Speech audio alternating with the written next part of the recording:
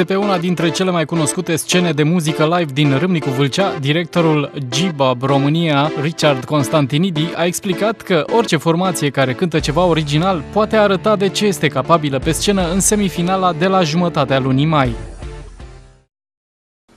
Există un regulament internațional, fiecare formație cântă timp de 8 minute, 2 piese, la semifinală și la finală.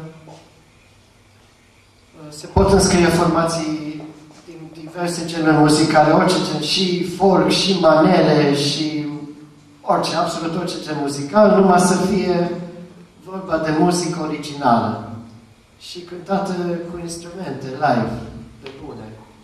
Este o competiție contracurent la ceea ce se întâmplă acum în România, valul de emisiuni karaoke la televiziune.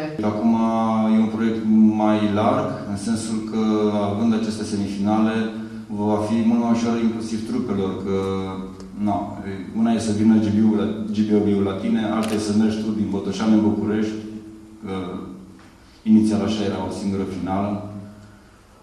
Acum șansele sunt mult mai mari, există un jur de specialitate la fiecare ediție și astfel trupele chiar pot să vadă măcar nivelul la care sunt. Întâlnesc colegi la care pot să învețe unii de la alții.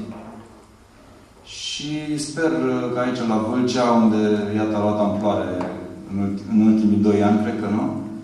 Fenomenul rock prin concerte live, și nu mă refer neapărat la nume mari. În bătălia mondială a formațiilor pot intra grupuri muzicale de toate vârstele. La Râmnicu Vâlcea avem o situație deosebită. Este o formație de copii, tineri, adolescenți, sold out. Este vorba de formația copiilor celor de la Antract și m-au rugat frumos, ei fiind la început de drum, dacă formațiile din program sunt de acord, această formație o să înceapă, va fi prima în seara concursului. Formațiile se pot înscrie până în ajunul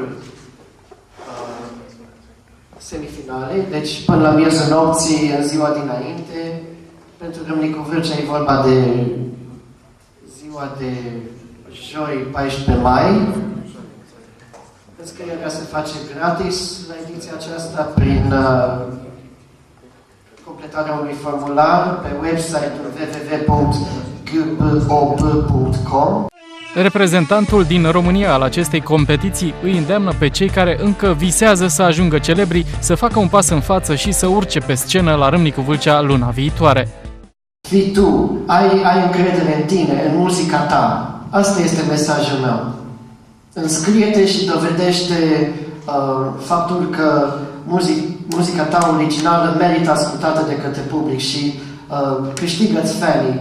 România este o piață extraordinară, consider eu, din experiența mea de viață până acum, pentru că orice formație își poate forma publicul ei, încă.